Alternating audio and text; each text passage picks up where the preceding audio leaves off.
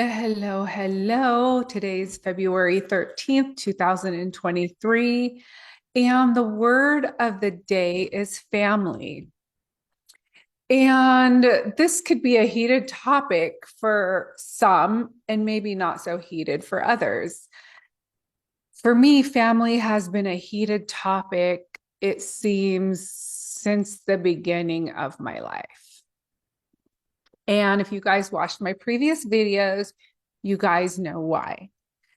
But the good news is today my family and I have a relationship that I would have to say is really healthy for both of us. I wouldn't say it's like the perfect relationship, but it is healthy in a way that I have boundaries in my life that allow me to live my life the way I choose to live. And they are boundaries where I can connect with them when I choose. And they respect those boundaries. And I would have to say that there's gifts that are channeled from our families. Like some families have the gift of intuition, like mine.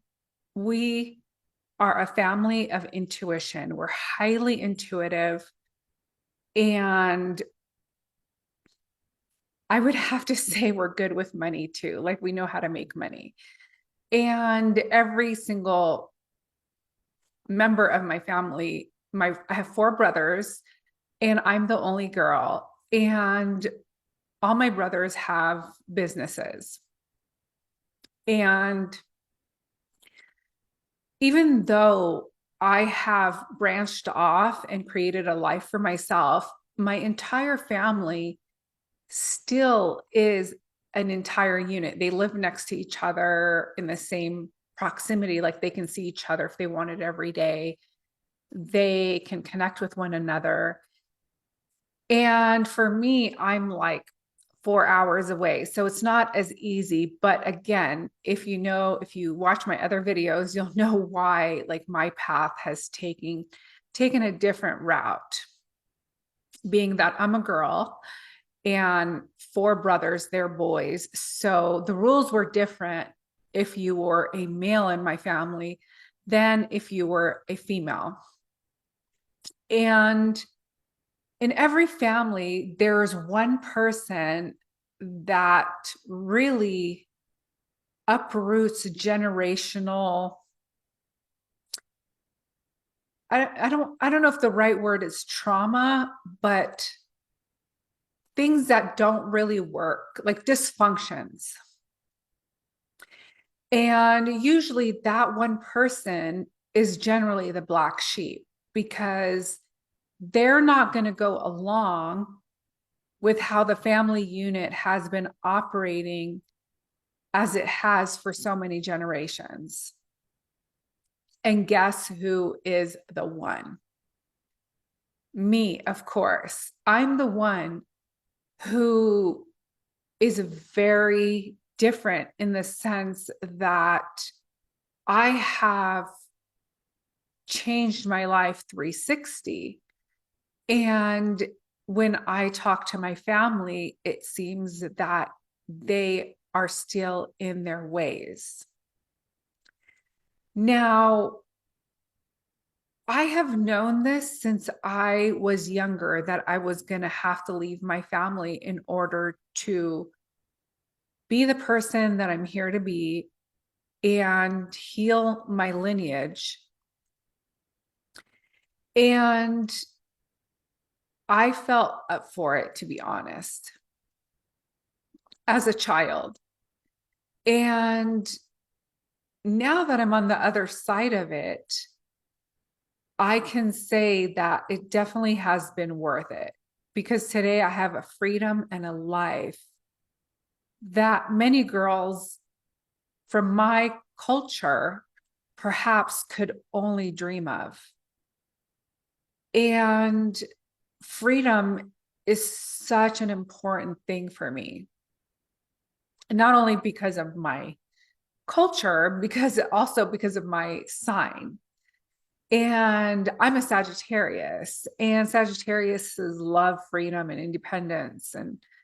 And growing up, I had a lot of independence and freedom as a child to catch the bus when I was a child, meaning like I grew up in the Middle East. And so the bus and the taxi was not like schools didn't have like the yellow bus here that comes and picks up the kids to go to school. Like we actually had to catch our own bus, like public transportation, like equivalent to public transportation, pay our way, or catch a taxi and pay our way. And from first grade to sixth grade, I was totally independent, getting myself to school, using public transportation, walking at times, walking home from school. And the distance was quite a bit. One day I actually want to go back to the Middle East and actually measure the distance that I was walking at 6 or 7 years old. And so I learned on my own how to move about in society and have all these qualities and things to get me to and from school. And I attended an all-girls school. And after moving back to the States at sixth or seventh grade, I was here for like till ninth grade. And then I went back to the Middle East. And really, after that, I didn't have my family in my life because I got to remove the lipstick, can't have lipstick on my teeth. I ended up getting married because like that was what was expected of a girl of my age. And after that, after my divorce, I had to learn how to survive. And I was so upset at my family that I didn't talk to them for like forever. And I created so much space between us. And in that time, I really worked on myself to become the individual that I wanted to be mentally, emotionally, spiritually, physically, financially. And when I was ready to finally emerge back into my family system, I connected with my mother. And I remember it was right before Christmas, about 5 years ago. And since then, we have been connecting and visiting. And if not visiting, it's over the phone. And sorry, this lipstick is sticking. And it's been good. Like, and my relationship with my family may not be like other people's relationship with their family, but I'm proud of my progress and my relationship with my family. In my entire life, my dad has never called me up until I would say like last year he called me once, and this year he has already called me once to talk with me. And to me, that is a miracle. And in fact, the last time he called me, he said, "Hey, I'd like to hear more from you more often." And that's the first time that's ever happened ever in my entire life. And growing up, I was really close to my dad. And because I was the only daughter, but cultural circumstances really separated us. And because of beliefs, and it's like a disappointment, but it really made me who I am today. And I mean, I wish that it could have been different in a way, but I don't see how it could have.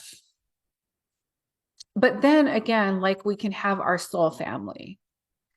And to me, I mean, this may sound crazy to like some people, but to me, the whole world is my family. Like I see the whole world. I'm part of the human family. I'm not only part of my hereditary family. And what I've learned is every family has its dysfunctions, no matter how good someone is raised or not. And loving our families to the best of our ability, while having our boundaries to be the people that we're here to be, is very important. Because if a family unit is sick, meaning they don't even know they're sick, like they are used to always guilting and shaming and lying, or let's say they have alcoholism running in their family, it generally takes one person to take a stand and do the healing on themselves in order to shift the entire family dynamics. Because in essence, the family dynamics is really unconscious, and they do not see anything wrong with their behavior. And so a person that doesn't actually do the work remains a victim, if you will, and continues to be victimized until they're willing to be honest with themselves and look at their family dynamics. And that's what I've had to do. And it hasn't been easy. I'm not going to say it has been easy, because there's things that came into my awareness that I truly, I don't want to say embarrassed about, like, but disappointed in, if you will. And I've always had this sort of morality, and like this part is embarrassing. Like I used to think like, why does my family think like that? Because I came into this world thinking higher standards for girls, thinking higher standards for a lot of things. And so there was like it's like I didn't match my family. Like who I was and who they were always like, it was like clashing. And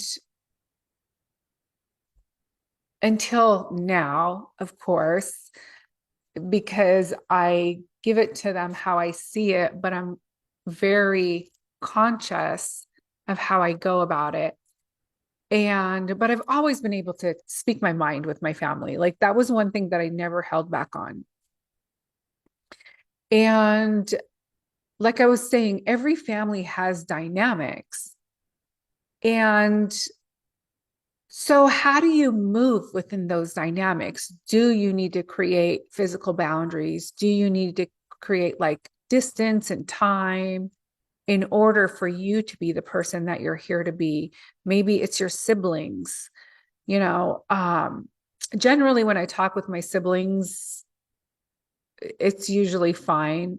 It's generally like my issue was with my parents. And when you do you have like what's your relationship with your siblings? What's your relationship with your parents? And what is necessary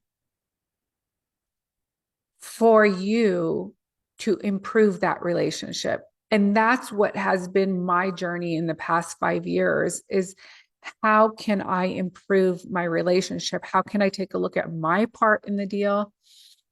What needs to be forgiven? How can I move forward now that we're at this point? All the while keeping my own self safe and in integrity and respecting and honoring myself with the boundaries that I have set in place.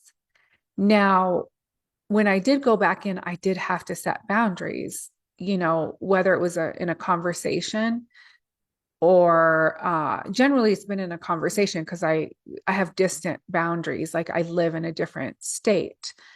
And so I'm very careful because I never want to go back to that girl that was submissive and pleasing and basically,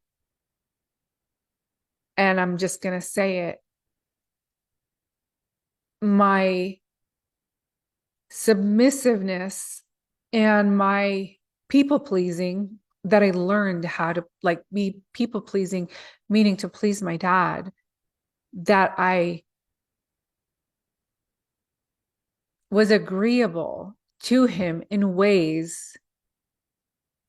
And I was under such pressure to be married that after being married for a few years, I wanted to take my own life. And what I realized is it doesn't matter what anybody thinks of me. And I can never follow anybody's rules to make them happy at the cost of my unhappiness to where I did not want to be here anymore.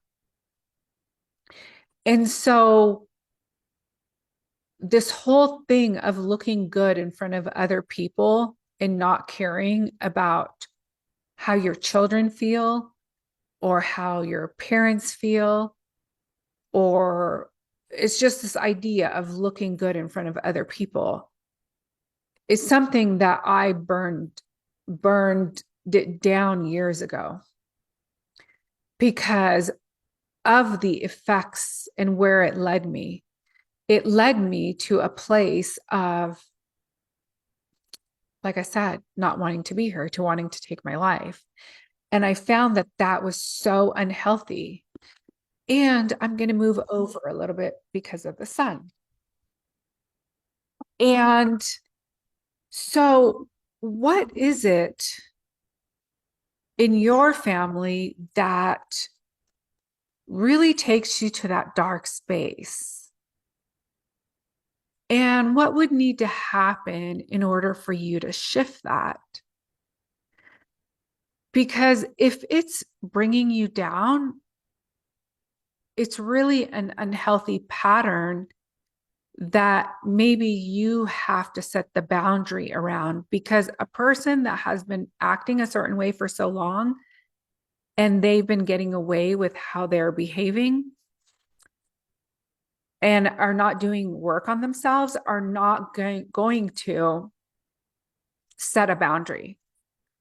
So whatever change you want in a relationship with your family, whether it be your mom and dad or your family that you have right now with your husband and children, is something that you're going to have to create. It's not just going to be given to you. And I know that's not great news and that's not easy to hear, but it's the truth. In every situation where I wanted change, the first person that had to set the boundary was me. And so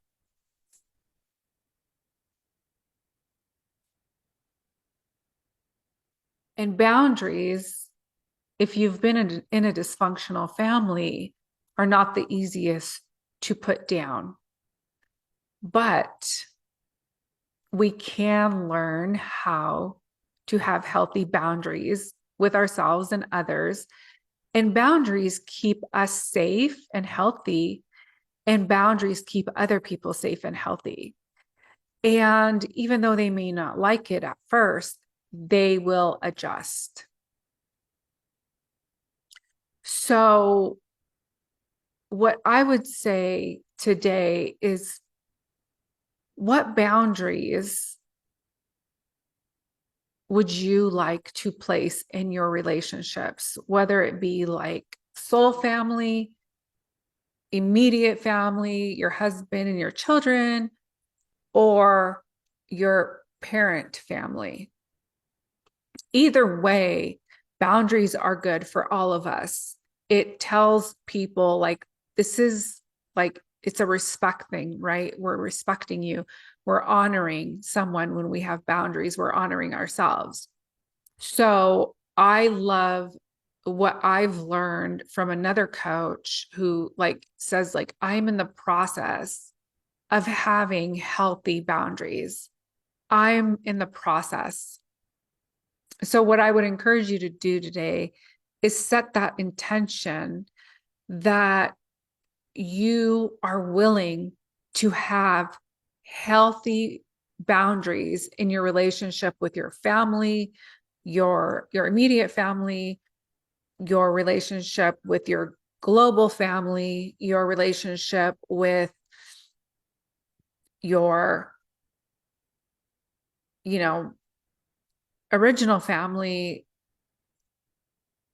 to be willing to be in the process of having healthy boundaries for yourself and others. So that's all I have for you today.